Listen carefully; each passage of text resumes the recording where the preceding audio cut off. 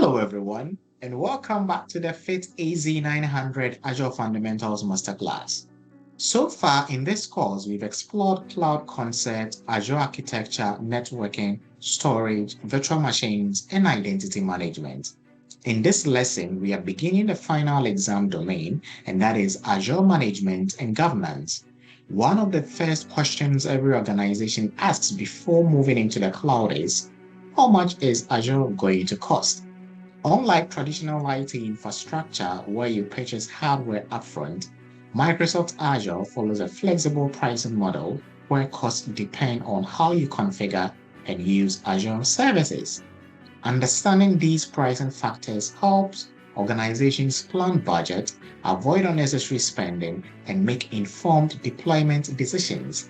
Let's explore the key factors that influence Azure pricing. Remember, you've got to understand first, practice second, and conveniently master with. So we're now looking at lesson number 31, where we try to understand Azure pricing and cost factors. So on the days, we're going to explain why Azure pricing varies. Then you will go ahead to look at how to identify the major factors that affect Azure cost, understand Microsoft consumption-based pricing model, take a look at making informed decisions when selecting Azure services, and prepare to use the Azure pricing calculator.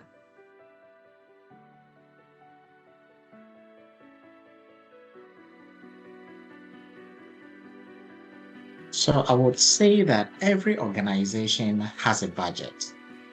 And before deploying applications to Azure, decision makers want to understand how much those services are likely to cost. And that is very ideal for stakeholders. So Azure pricing helps organizations answer questions such as, can we afford this solution? And which Azure service offers the best value? So these are some of the questions stakeholders will be asking. And how can we reduce unnecessary spending? So as an Azure administrator, you should also be thinking about some of these questions. So for example, if FIT plans to host its website, learning management system, and student resources in Azure, management will first want to estimate the monthly operating cost before approving the budget or before approving the project. So understanding Azure pricing allows organizations to plan confidently and avoid unexpected expenses. So this is the core reason why we need to understand our Azure pricing. Look at the first factor. And the one influencing Azure pricing is the service you choose. And I want you to lock that in. So every Azure service has its own pricing model because different services provide different capabilities. So for example, we created a virtual machine which provides computing power while Azure storage is designed to store data. And these services perform different tasks, consume different resources, and therefore have different costs.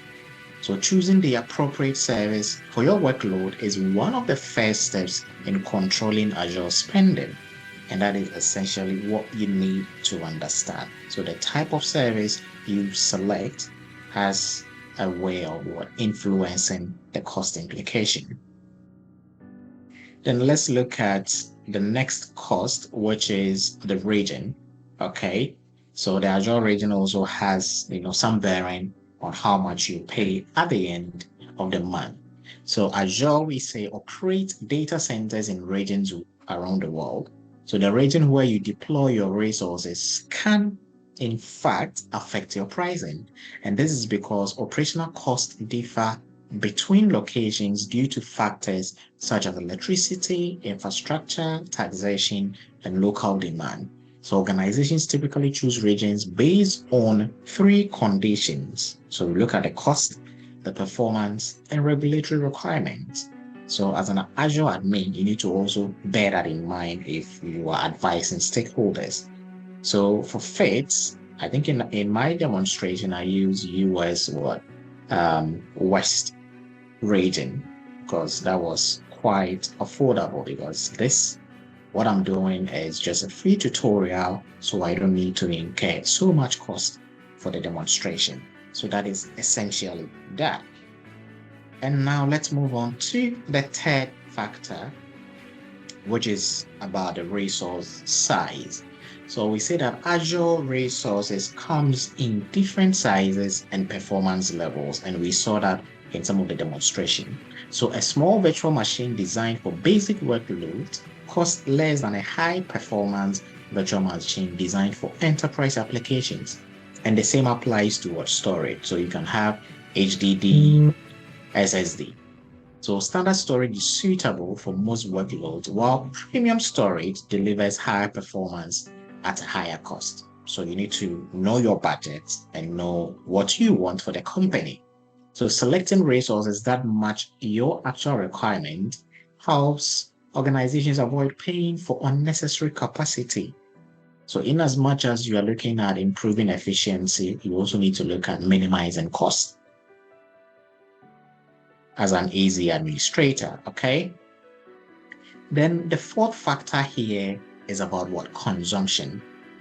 So one of the biggest differences, and I like this fact, between cloud computing and traditional infrastructure is Azure's consumption-based pricing model.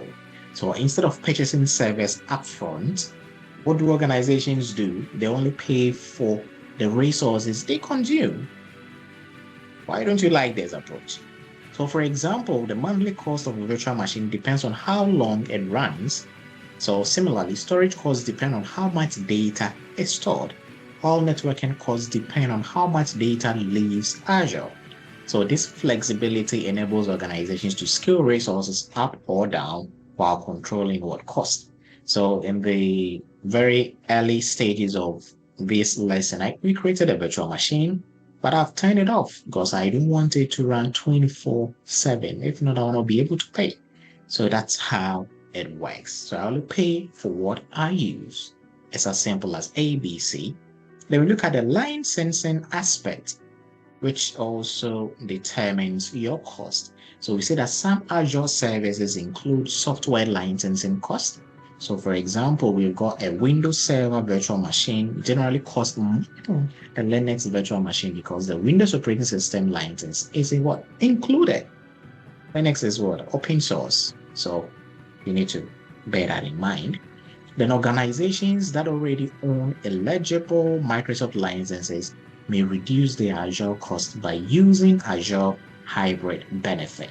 And this allows them to reuse existing Windows Server or SQL Server licenses when deploying workloads to Azure. So factor 1, factor 2, factor 3, factor 4, factor 5. And this is what influences your cost. And network usage, obviously, we're not going to leave that out. Inbound data and outbound.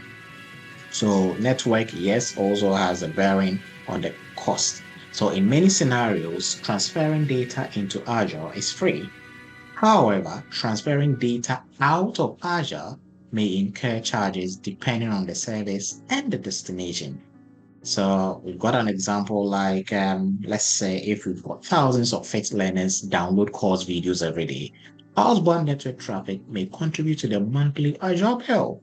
Yes, no two ways about that. So understanding how applications exchange data helps organizations estimate networking costs more accurately.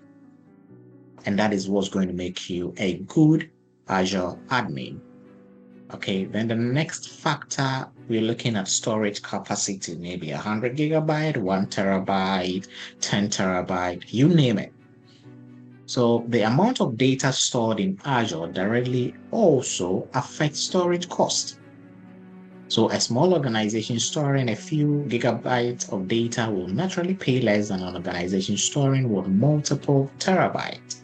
So as your businesses grow, storage requirement increases, And regularly reviewing storage usage helps organization control costs while ensuring sufficient capacity for what future growth. So we can have an organization where some of the users will be uploading their personal files to your Azure storage. And if as an administrator, you don't clamp on that, it will come back to bite you at the end of the month because they've not been educated on the pricing, models. Then we have reserved instances, which is also a very powerful way of trying to cut down your cost. So organizations running predictable workloads can often reduce costs by committing to use certain Azure resources for 1 or 3 years. So these commitments are known as reserved instances. So instead of paying standard pay-as-you-go pricing, organizations receive discounted rates in exchange for their long-term commitment. So, okay, I want to use this for the next 3 years, then they can bid on the price for you. So reserved instances are particularly useful for workloads that operate continuously, such as production service. So your server should be up and running 24/7.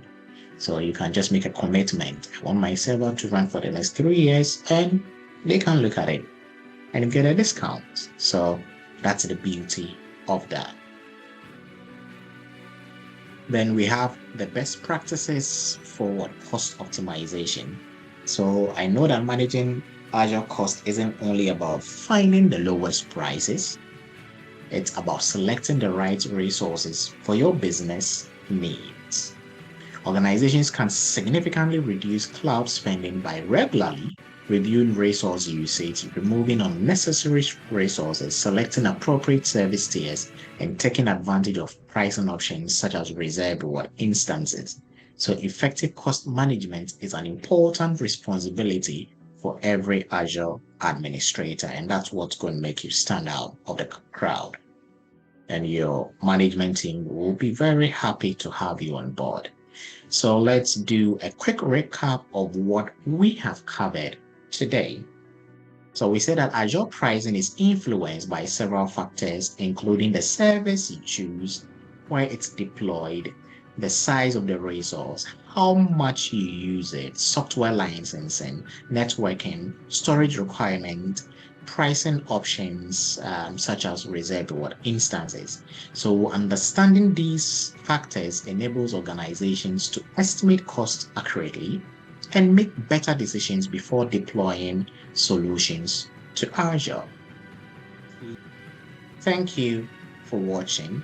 Let me stop sharing my screen so that at least I can give my final remarks. In today's lesson, we've explored the key factors that influence Azure pricing. Understanding these concepts is essential because pricing decisions affect every Azure deployment.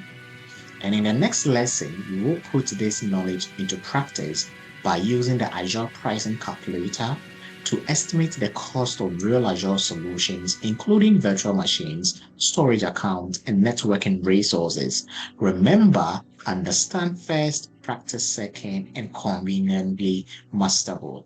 I'll see you in the next lesson.